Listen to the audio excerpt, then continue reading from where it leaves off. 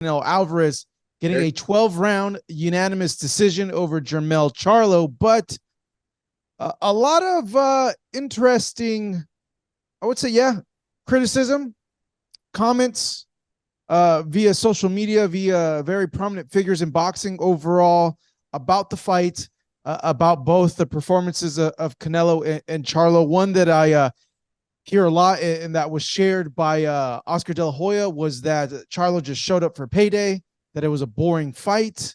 Abel, overall, what'd you think initially of the fight when it finished?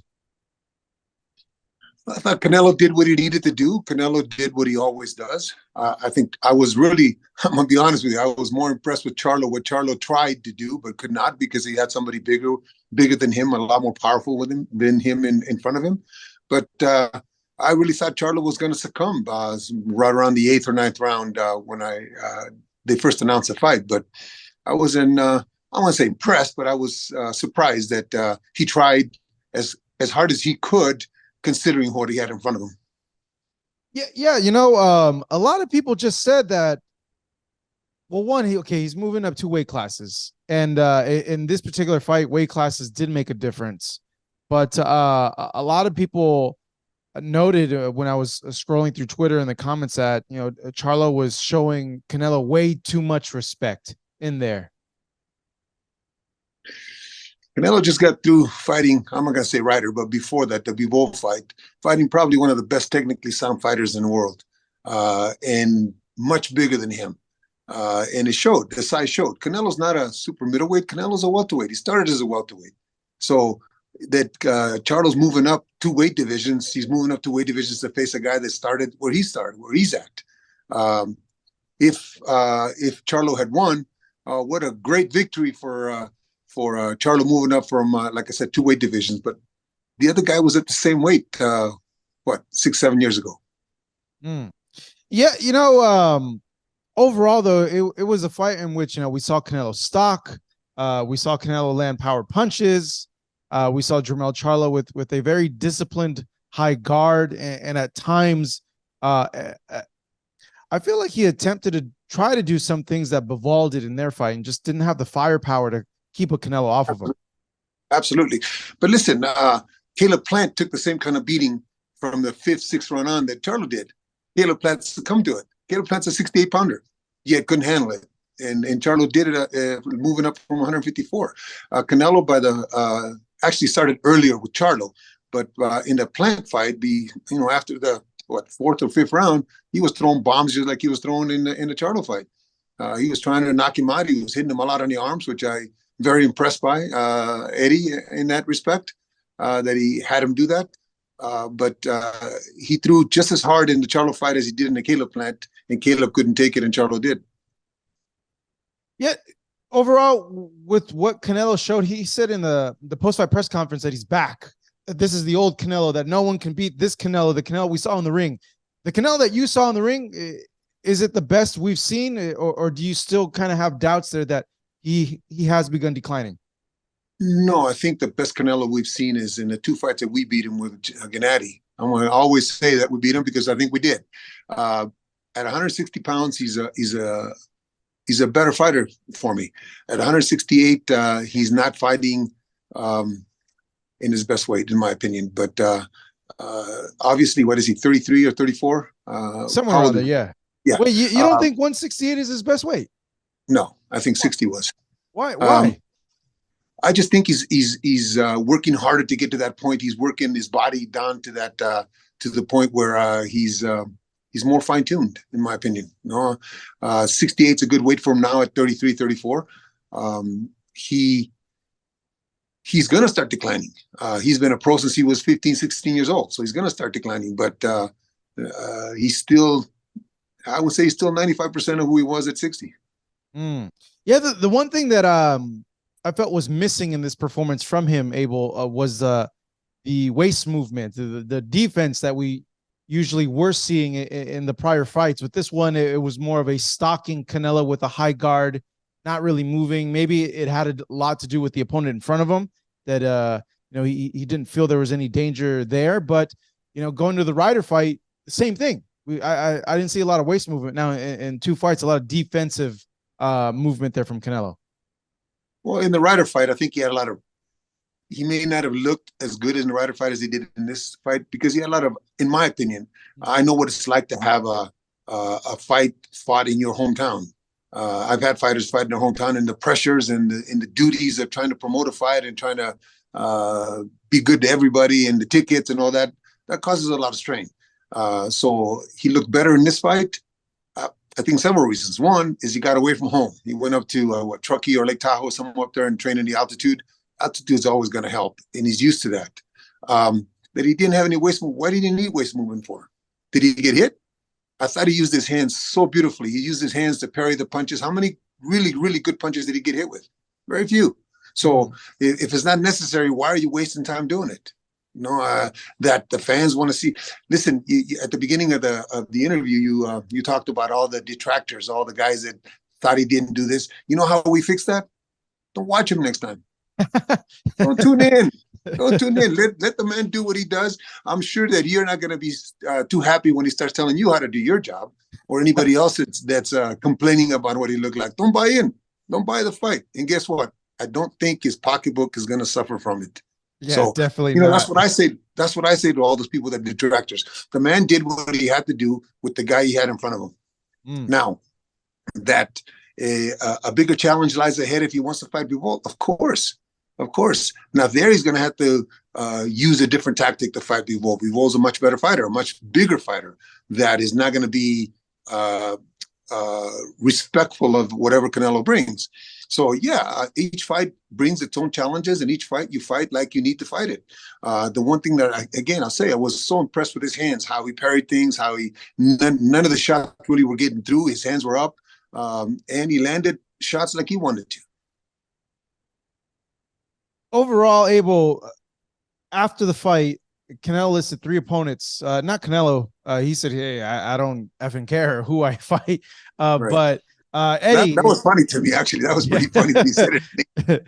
But Eddie, in an interview, listed three opponents. He listed potential opponents: Bivol, Benavidez, and Munguia. But with that, seeing that Charlo was a 154-pounder going up to fight Canelo 168. Did this performance for you, or do you feel for in general in the boxing public, kind of shut the door on a Crawford fight, seeing how bad someone that was only 2 weight classes below Canelo's weight? Now we look at Crawford, who's 3 weight classes below Canelo's weight. Does this shut down that argument? I think you and I have talked about that. I laughed about it before. I shouldn't say laughed about it, but I scoffed at the idea of him even considering Crawford. He's got nothing to gain by doing that. Well, we're going to have more detractors after that one. Crawford is a great fighter. Crawford looked great in his last fight. I hope that his next fight, he shines just like he did in the Spence fight, whether it's against Spence or anybody else. Moving up to fight Canelo would be a dumb idea for him. Yes, it's a big money fight for both guys, but Crawford's got 100% to gain and Canelo's got 0% to gain. So, no, I don't think that's a fight he needs to see. Now, the other 3 guys, I know Eddie is trying to get maximize the legacy, let's just say, for Canelo and getting that loss back from Bivol. But in my opinion, I would stay away from Bivol. Bivol needs Canelo. Canelo doesn't need Bivol. As evidenced by this fight. This fight did very well at the gate, I'm very sure. Are the numbers out yet for the not yet. I saw a rumored figure of around 600,000 buys, which is what did I say to you? 700 to 800, right? Somewhere around there. Yeah. So that's a very good rate for the times that we're in. We're not in the in the 80s and 90s and in some of those good years, but he doesn't need people, in my opinion. Benavidez is finally, in my opinion, Benavidez is finally doing what I suggested he do long time ago. Fight somebody. You got to sell the product. If you don't sell the product, Canelo has no reason to fight him. And again, the detractors cannot buy it. Don't buy it if you don't want to see who he fights next. But if Benavidez does what he's doing with Andrade, and then maybe fights one more against a quality opponent, then I would say yes. I think that Canelo should fight him. As far as Munguia is concerned, I think that I would give Munguia a little bit of time with Freddie. I would give Munguia, a couple fights with Freddie, let Freddie sink into him. And then he'd be a challenge. I don't think right now he's a challenge because I don't think he's quite there yet. But Freddie will bring it out of him. He's got the talent, and Freddie's a great coach. Yeah, I think a lot of people would agree with you on that point, that Munguia is just not ready yet, given his last few performances. And let's see what type of work that he does with Freddie Roach to see how much he improves in that time. But with the Benavidez situation, it's kind of like aligning itself up. Canelo has these 3 fights. This is the first one. They're saying, I have a feeling that they're kind of building up to Jermall fighting Canelo now. Hey, getting revenge for the little brother. Jermall's actually at a higher weight. He's the naturally bigger of the 2 brothers. They're going to try to build a storyline into that, and that'll probably potentially be the next fight for Canelo, I think. Same thing will happen. Same thing? Same thing will happen. Charlo's maybe fight at 160, but that's a twin brother, man. It's the same guy. He's just as talented. Can't take nothing away from him, but Canelo's on a different level. Canelo's on a different level than these guys right now. The only one that may pose a challenge, like I said, is Benavidez. I've said it for a long, long time, or better or now Bivol, but they're much bigger than he. Benavidez is at the right weight. The Canelo is. I just don't think Benavidez earned it yet. I think that he beats Andre in the kind of fashion that Canelo just got through beating Charlo, and then maybe one more fight. Canelo fights one more fight, and maybe the third fight in that contract is the Benavidez fight. That would be the ideal thing for me.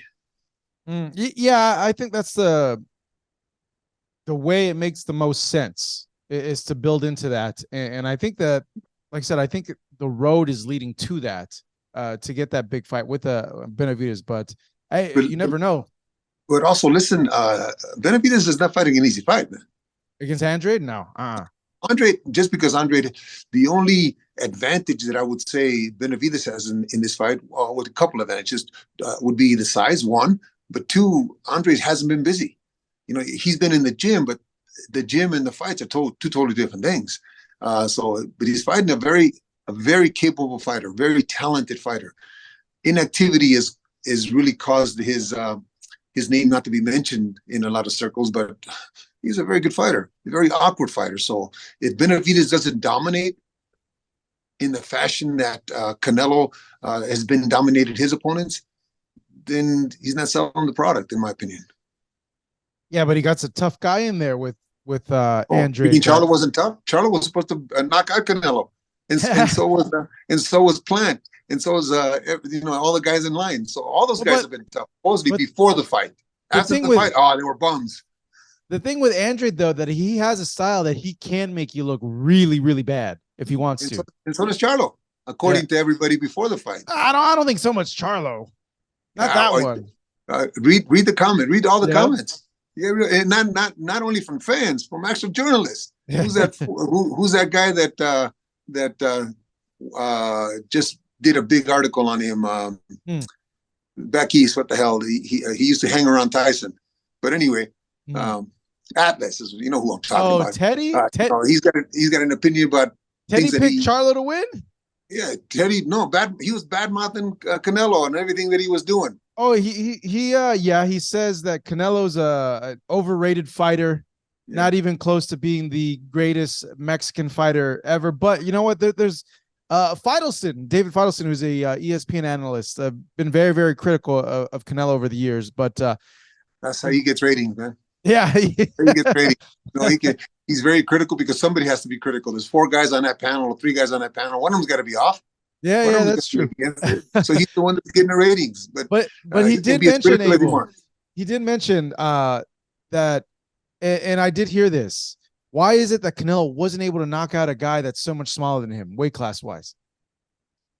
Has anybody knocked him out? Not yet. No. Again, Canelo started at 47. So he's not smaller than him. That his body has grown into that, and he's been. People like that talk don't understand what the kind of work that goes into a gym. Okay, when you start out as an amateur, you start fighting kids at 90 pounds. If you fought a kid at 120 pounds, you couldn't handle him. because that kid's already, even though he may have been started at 90 pounds, you build up to spar and work with guys that are bigger. Canelo's work with guys that are bigger. Canelo's, I'm not trying to protect him or defend him in any way, but what I'm trying to say is in the gym, the work that happens, he's not sparring with 47 pounders. Canelo's not. Or 54 pounders. He's sparring with 75 pounders. Look at the guys that he had in camp. He's sparring with guys that are bigger than him. So naturally, his body strength is going to be stronger. Charlo's not. Charlo's sparring with 54 pounders and 47 pounders. He's sparring with Crawford. He's sparring with guys like that. So what happens is his strength level is not the same as Canelo's. And that develops in time in the gym. But Canelo did start at 47. So if he was still at 54 and he beat him down like that, what would people say then? You know, so it's an evolution of the body. It's an evolution of the strength. It's an evolution of the talent. It's an evolution of the being able to take a shot. He's taking shots from 75 pounders. So nothing Charlo posed, nothing anybody below that is going to pose any threat to him. So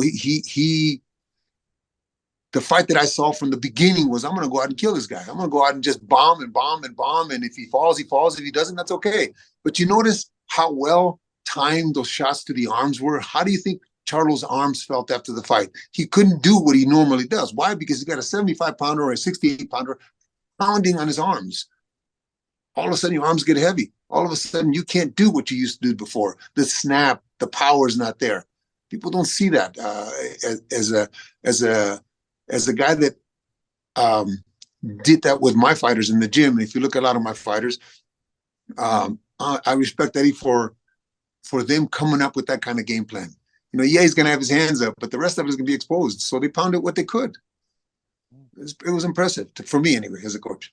Yeah, I know you had mentioned that Mall Charlo, the bigger Charlo, you'd say it's the same fight. But with what you just said, I would think like someone listening would be like, well, Charlo's big. The bigger Charlo's bigger. He can take those punches better. Yeah, no, he's going to take punches better. But he's still going to get beat down the same way. I'm not saying he's going to knock him out, but it's the same kind of. Has Charlo fought anybody at 68 or 75? No. So that means that Charlo has not sparred, has not worked with anybody in the gym that size. So because he hasn't worked with anybody that size, his body is not evolved like Canelo has. You know, I think that when you're in the gym for a long time, I think that coaches that are in the gym a long time, you see the evolution of not only skills, but the evolution of body, strength, resistance, power. As fighters get older and as fighters get more mature, of course, it gets to a point where they start going the other way. But when fighters get more mature, their bodies get more mature, and they're able to absorb better. They're able to work their method a little bit better. And that's what Canelo's, to me anyway, he's shown me in these last couple of fights. Yeah, you know, there was another thing that Feidelson had brought up that I was just kind of wondering, like, you know, does he have a point or not? And he said that, you know, that, hey, like a lot of the greatest Mexican fighters in history, when they're thrown opponents like a Charlo, found something in themselves to go ahead and get a stoppage. You know, you said as to why you felt Canelo couldn't stop Charlo. Like, to me, you know, like there's some guys you just can't stop. Like, they have good chins, or they know how to fight smart for 12 rounds where, yeah, they'll lose, but they have an aptitude that they know how to survive those 12 rounds without taking enough damage to force a stoppage. I guess, you know, what do you make of that point? Yeah, at least Chavez didn't stop everybody at the top level. Zarate didn't stop everybody at the top level. Pintor didn't stop anybody at the top level. Morales didn't stop everybody at the top level. There's guys that are just not going to be knocked out. But what did he do prior to that? Caleb Plant was supposed to beat him because of his hand speed. That's a good little fighter. I'm telling you, that's a very good fighter. He just happened to come up against a better fighter. But he knocked him out. So when you get to that top level, there's going to be guys that are just as good or just as good at taking a shot, just as good as absorbing a shot, just as good as not having the ability not to get knocked out. But not all of them are susceptible to the knockout, and not all fighters' styles fit the knockout either. Charlo's style didn't come at All those other fighters that you're mentioning, did they ever fight a Charlo style-wise? I don't know. I'm not going to go back and research that, but they all fought fighters that were coming forward. When Salvador fought Wilfredo Gomez, did Wilfredo Gomez back down like Charlo? No, Wilfredo Gomez came at Salvador. Okay, so when Chavez fought Frankie Randall, when Frankie Randall moved on him, what happened? So it all depends, or Whitaker. It all depends on the style of the other fighter, on what happens. But the one thing that he did mention, I think I heard that interview, is that he's never going to be Chavez. No, he's never going to be Chavez. Chavez will always be the greatest Mexican fighter ever, because he came across to the people a little different than Canelo does. But how are we grading them? Are we grading them by when he retires? All those people that they mentioned, where are they at today as far as when they retired? Are they comfortable? Is all those fans that they had, are they taking care of those fighters? No. They have to take care of themselves. So how are we grading them? Are we grading them on what they accomplished inside the ring, or what they accomplished in business, combined with what they did inside the ring? Canelo will be the greatest fighter ever in Mexico to accomplish what Mayweather has done in America. Yeah, nobody can take that from him. Yeah, no, like I feel like in the hearts and minds, Chavez is going to be that. But absolutely, he's a people's champion. How do we grade our athletes of like how great they are? By their accomplishments. And if you look at that, like Canelo's accomplished more than any other Mexican fighter. Of course, but he's not the people's champion. Chavez is the people's champion. Chavez is that guy that never got to the business level that Canelo has. He humble, he's all that, but that's great. That's the people's champion. But those people, are they helping him support his kids? Are they helping him? All those people that are supporters, are they helping him live his life better? No. Chavez needed to do that. And that he didn't have the fights that Canelo has had. Canelo's in a great position right now. Canelo's in a great position, not only financially, but he is the face of boxing. Nobody, I don't care what anybody says. He is the guy earning the money. He's the guy pushing the buttons. He's the guy that tomorrow, no matter who he fights, I heard or read some crazy line the other day about him fighting Paul. That with those kids, those Jake YouTubers. Paul. Yeah. That would sell, and that would sell too. You know why that would sell? Because Canelo's driving the car. Canelo's driving the car. If you don't like it, don't watch it. But listen, it's not going to hurt his pocketbook. That's the bottom line. Now, yeah, no, very true, Abel.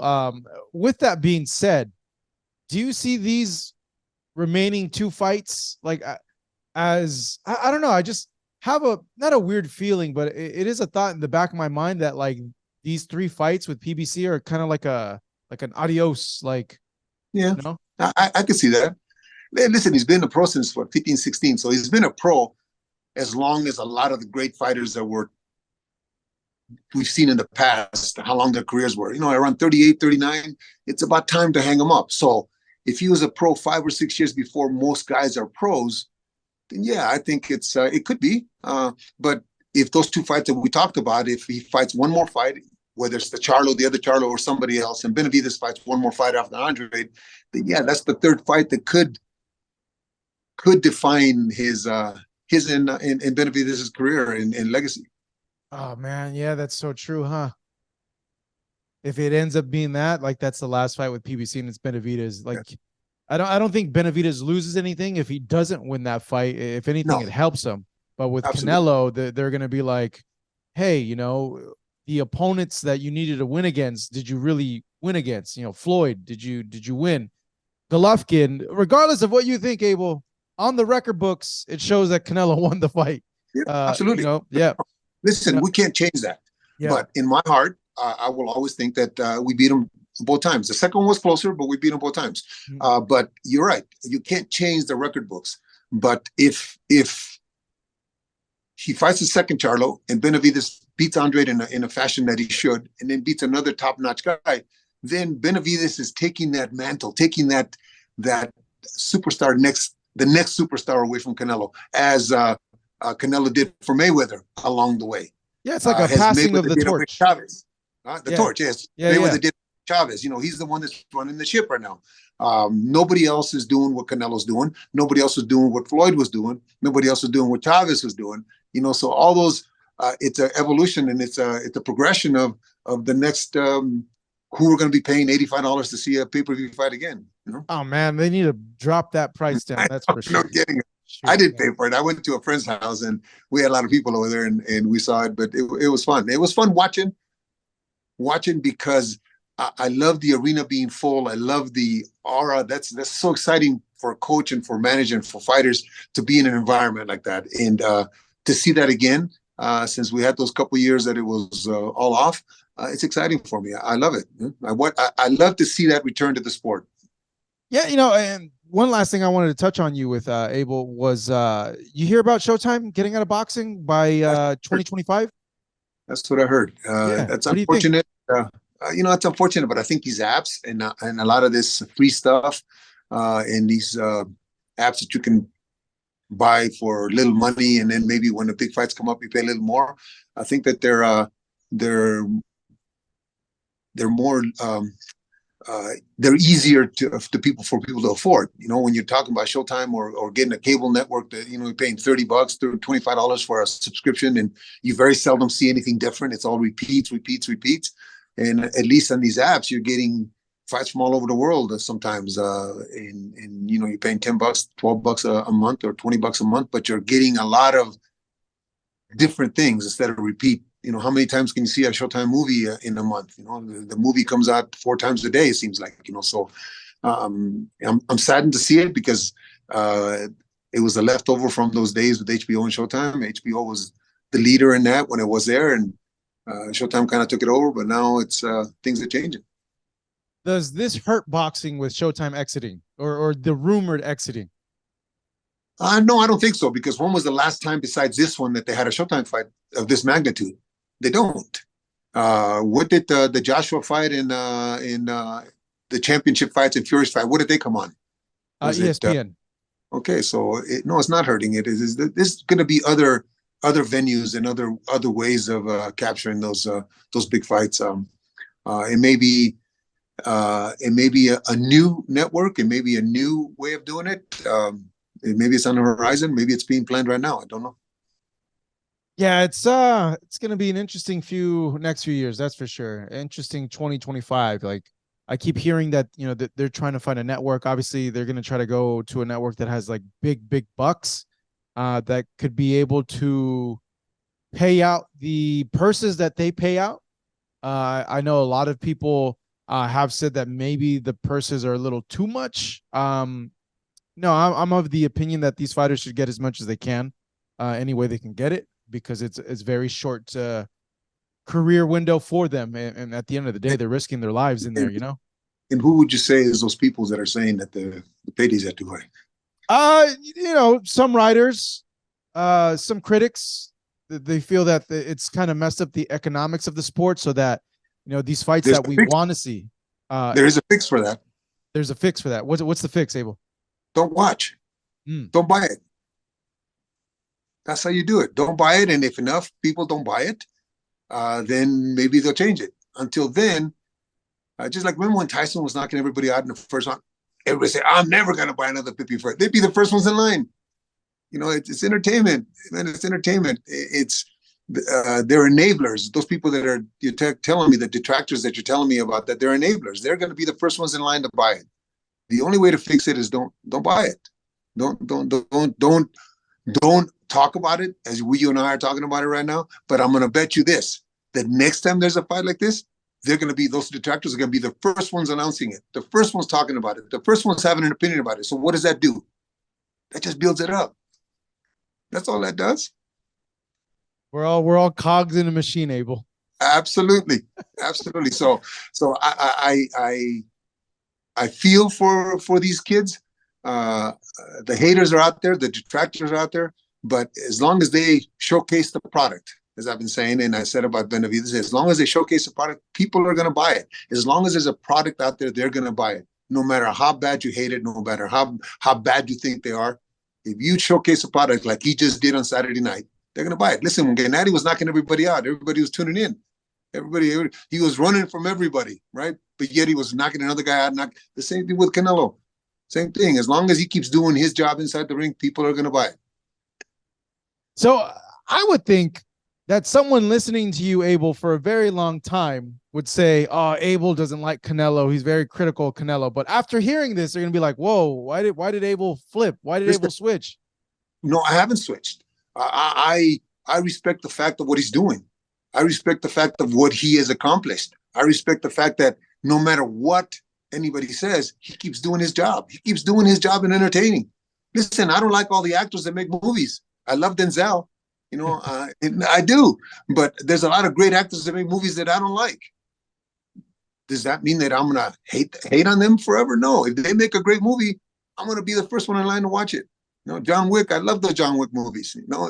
It just, you have to. I think I've been in the business long enough to understand the effort that it takes to be at that level, the dedication that it takes to be at that level. I'll tell you, Eddie and I didn't get along when the Canelo and Golovkin fights, and they were my friends from way years before him and Chepo. But you know what? I said it in this interview. I have to respect the plan that they had going into the fight, and that's a lot on Eddie's shoulders.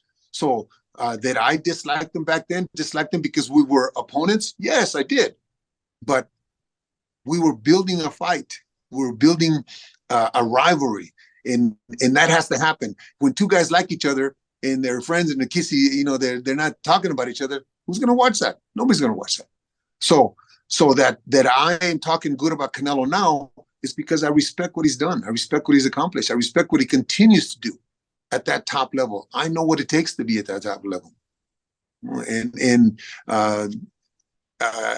whether people like it or not, that's my opinion. And again, if you don't like my opinion, don't listen to it. I'm not talking about you, but I mean detractors, simple haters.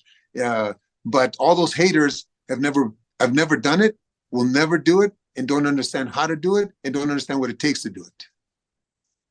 That's a good piece to end this on, Abel, right there. That's all a right. Good, final to everyone out there. Good stuff as always, Abel. Good chatting with you. Always love discussing these topics to get your input on the fights. Do you got anything going on the horizon you want to plug in, Abel? Actually, as a matter of fact, I'm back in the gym. I'm training one of my old champions that's going to defend his title in December. Cruiserweight champion named Arsen Goulamirian. He'll be fighting Rick Obert, something like that, a cruiserweight that's 17-0 from England. I believe it's December 2nd. So we're in the gym right now. He bugged me for 6 months to do it, and I finally relented. Relented because he was one of the hard workers in the gym, along with Gennady and along with Murad. He was one of the hard workers in the gym. So I relented, and we're going to be well prepared for the 2nd of December. You're back at the summit? Actually, yes. I leased it from Jaime. Jaime was kind enough to lease it to me for a couple months. So yeah, I'm training at the summit. Does it feel weird that you're going back to your old place and it's not yours? No, you know what was weird is the exuberance and the effort that Arsen has given me. He's back home. He's like, Coach, I don't know why I left here. I don't know why I trained for my last fight. Well, we had those issues with promoters and stuff like that.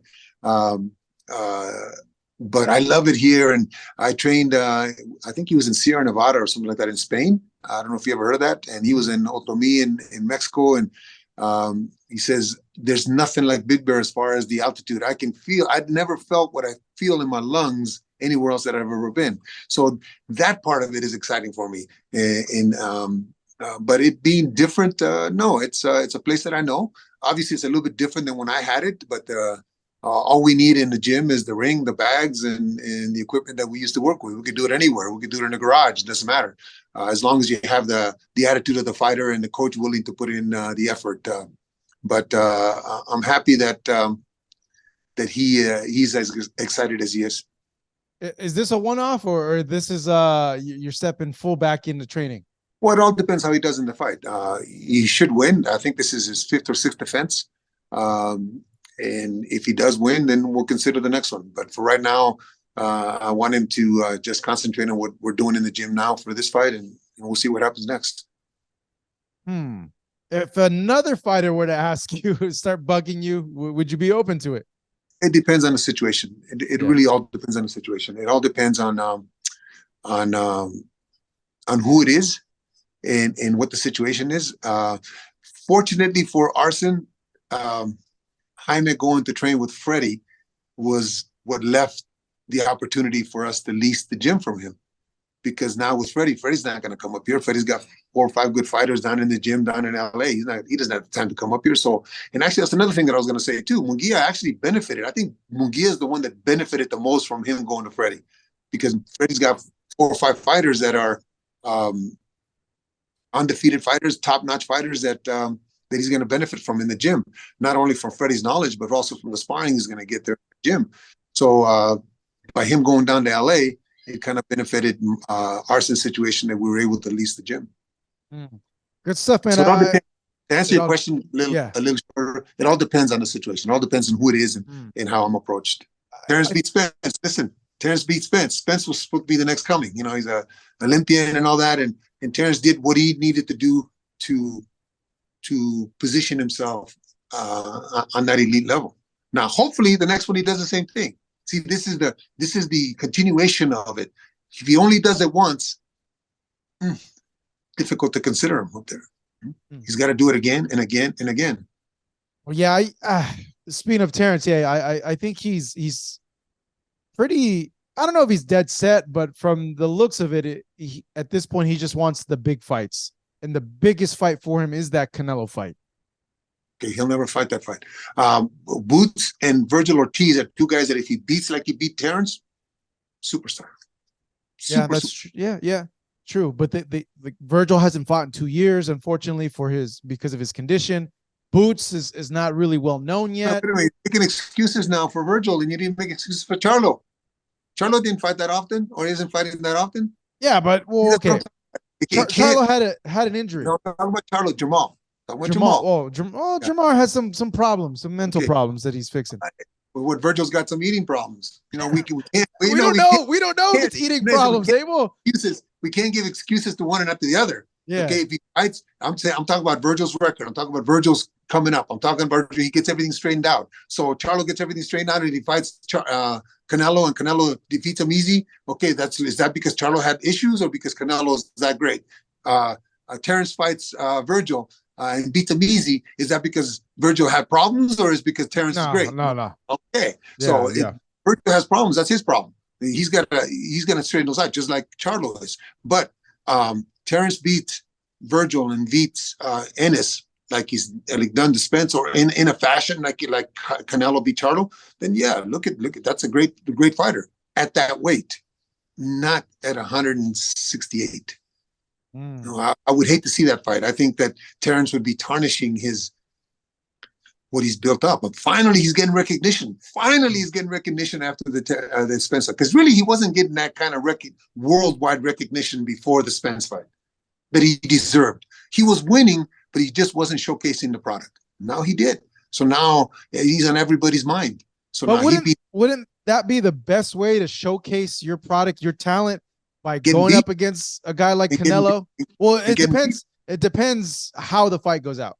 No, he gets beat. In my opinion, he gets beat. So that's not a good fight. Now, Canelo going up to fight Bivol again, to me, is a bad. Just like I said at the beginning, it's a bad idea. Why? Because even if Bivol goes down to 68, it does. He's got nothing to gain. He's got nothing to gain. Well, the belts, the undisputed belts at 68. He's got nothing to gain. The bigger guy is going to beat him again. I mean, that's to me, that's an obvious. Yeah. You know, I think to a lot of, I'm not gonna say insiders, but a lot of coaches that watch Bivol and watch Canelo, that Canelo that fought against Charlo would have to be totally different against Bivol. Totally different. Why? Because he can't open himself up like that to Bivol. If he opens himself up like that to Bivol, it'll be the same fight that was the first time. He was a different fighter in the Bivol fight. I didn't see it, by the way. I'm sure that he was a different fighter in the Bivol fight than he was in the Charlo fight. As far as exposing himself and as far as throwing bombs like he was throwing at, he didn't do that to Bivol. I'm sure he didn't do that to, did he? I didn't see it. You didn't see it, but no, he started out good. He just tired out. Why did he tire? The bigger guy. Charlo tired out. Why did Charlo tire? Because the bigger guy. Yeah. You know, it's a different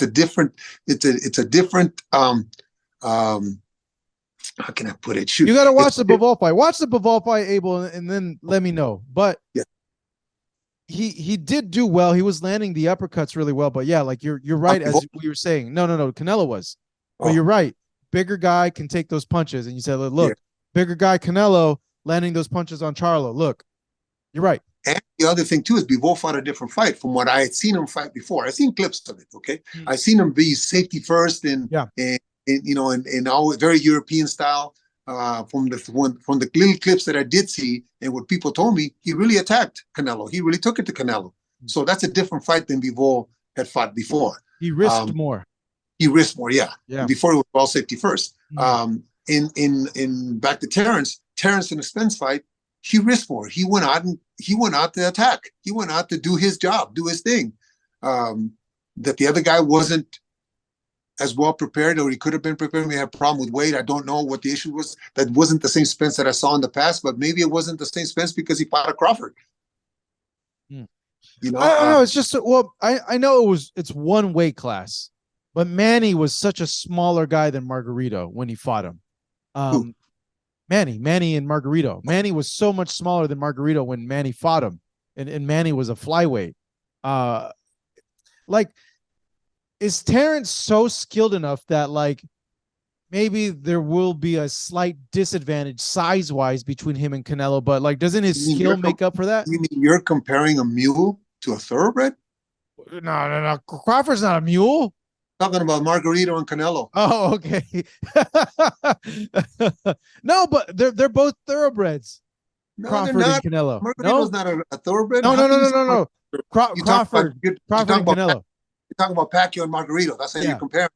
Okay, you're talking about a thoroughbred in Pacquiao and a mule in Margarito, and then you're talking about Margarito in Canelo. Come on, that's not a fair comparison. Not a fair comparison because Margarito was nothing. Margarito was just a tough guy, big guy who took a lot of punishment. He got beat down, but he never wouldn't go away. It's the same thing. As good a fighter as Soto Caras was. Soto Caras was a very durable fighter, but really, that's another Margarito. You know, that he gave the Cuban kid, what's his name? Casamayor. Was it Casamayor that he gave a real good fight to? I think it was Casamayor. Soto Caras. No. Berto. Sorry, I'm talking about Santa Cruz. Oh, Santa Cruz. Leo Santa Cruz against a Cuban. Oh, Rigondeaux. No. It's Leo Santa Cruz in fight. The older one. I'm just saying you're comparing two different levels. In other words, you know, one guy has a great night and the other guy had an off night. Okay, I understand that, but you can't compare Margarito to Canelo. I mean, two different levels, completely different. I was thinking more like the size difference in the weight classes. That's different. Has to go along with talent.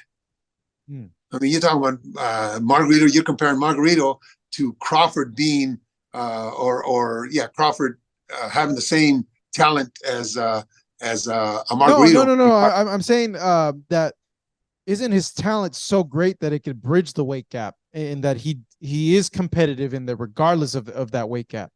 But how you compared it was you said Pacquiao was the thoroughbred and Margarito was the opponent in the weight wise, and Pacquiao did well. So that means that you're saying that the heavier guy, Margarito, is Canelo. You're comparing Canelo to Margarito? That's the same kind of fighter? Come on. Nah.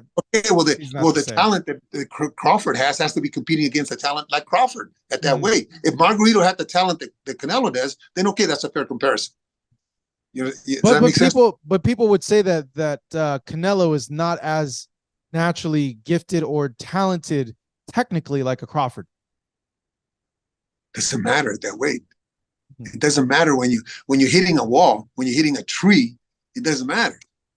Look, if Bivol could knock Canelo out, if Golovkin could knock Canelo out, what's the punches coming from Crawford going to do to him? Nothing.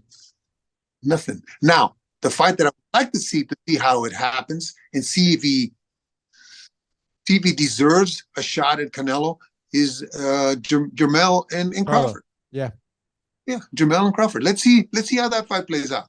Okay, and for Crawford, it's not a big risk like the Canelo fight, and yet it's a fight that he could gauge himself on how he does with Charlo and how Charlo did with Canelo. So It's only if Jermell one weight stops division. Charlo, then does that change your mind? I would have to think about it. I would have to Yeah. really Yeah, think about it. if Crawford stops Charlo, yeah, would you change your mind? Yeah. Yeah, I think that I would have to really seriously think about it, and maybe so, Yeah. and give him an opportunity to fight that against Canelo. But I don't think listen, if Canelo can knock him out, Crawford is not going to have a snowball in hell chance of knocking him out. I don't know. Hey, no one ever expected Crawford to do what he did against Spence, to look as No, one-sided. So do you think Spence looked like he's looked in the past he against looked Crawford? hey, in that first round, he came out like the normal Spence. Coming into the fight, looking into his eyes. I was at a party with, oh gosh, maybe there was 4 ex-policemen, retired policemen, and I got to a man. They said, "Man, that guy looks loaded. He Now looks I terrible." remember, yeah, I remember you telling me this. But hey, look, Look at that his for eyes. the first round, he looked good, and then he got knocked down. The third round, he came out, looked strong again. And guess what? It's a 12-round fight, not a 1-round fight. Yeah. You know, conditioning is not conditioning. Conditioning. This is the mistake. Conditioning is not being able to do 12 rounds. That's not conditioning. Conditioning is being able to go as hard in the first round as you did in the 6th round and in the 12th round. Being able to go in the 12th round as hard as you did in the first round. Being able to go in the 10th round as hard as you did in the first round. So just because he came out for 1 round and try to go balls out and try to blow somebody out doesn't mean that he was in the best shape for that fight. He looked terrible, man. He looked terrible walking in, and look at him and like, wow, that's not the Terence. I mean, the Spence that I've seen before. I wanted Spence to win. I said Spence was going to win from the things that I'd seen in the past, but Spence didn't come in. He may have gotten beat anyway, even if he had come in the kind of Spence that I saw in the past, because Crawford looked like $1 million. He may have gotten beat anyway, but not like he did. Mm. I mean, he got destroyed. I mean, really, he got toyed with. And I honestly think that in the 5th, maybe, or 6th round, that I think Crawford held back, kind of like he didn't want to punish him, like he didn't want to hurt him, like he was really looking for the referee to say that's it. If you look at the fight, go back and look at the fight, he wasn't as destructive as he could have been. I remember when Terry Norris fought Ray Leonard back in the 90, I think, or 91. Terry had knocked him down in the 2nd and in the 7th. And between the 8th and the 9th, Terry comes back to the corner. And I said to Terry, I said, okay, T, time to knock this guy out. And he looked at me and he said, no, coach, he's my idol. He's going 12. So he carried him for 4 rounds. And I think that's what Terence did in the 5th, in the 6th, and then finally when they stopped it, when he landed a couple good punches and they stopped the fight. But I think he could have turned it on and they could have stopped it earlier.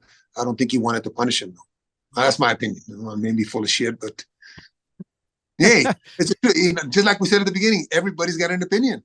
That's true. And that's, you bring up a good point. I'm going to actually ask Terence that if he did, when I get a chance to finally talk to him. But you know what? I don't think he'll admit anything, because that's like putting Spence down. I think that's like saying, I was kicking the shit out of him so bad that I don't think he's too much of a gentleman. I really like his interview at the end of the fight, though. I'm gonna tell you, that's probably one of the best interviews for a boxer that I've seen in a long, long, long time.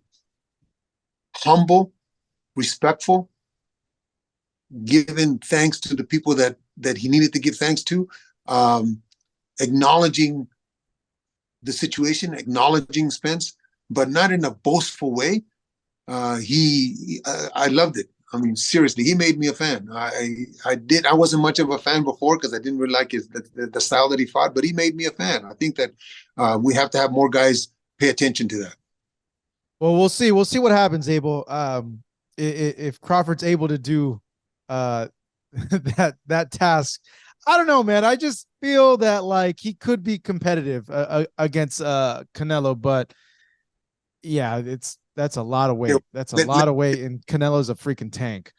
Let's say this: I always bet dollars in my gym with my fighters. Okay, whenever there was a fight, we'd always bet. We'd bet, but it was only $1. They know me as the dollar.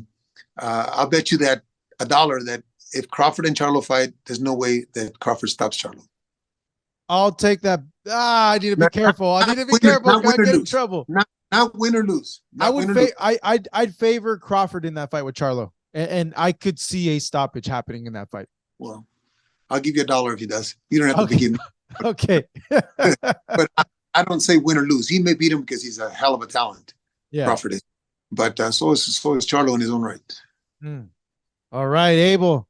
Thank you, man. We went way over time that I had anticipated. No, I love that. That's good. Yeah. It's good to get different points of views. I mean, I look at it one way, you look at it a different way. That's why everybody's got an opinion.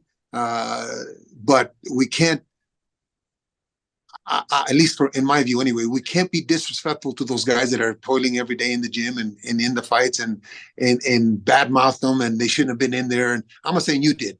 I'm not saying you do. I'm just talking about the detractors and the haters. I think that unless you step through the ropes and unless you're taking a shot inside the ring, you have no clue what you're talking about. Yeah, that's true. That's true. It's very true.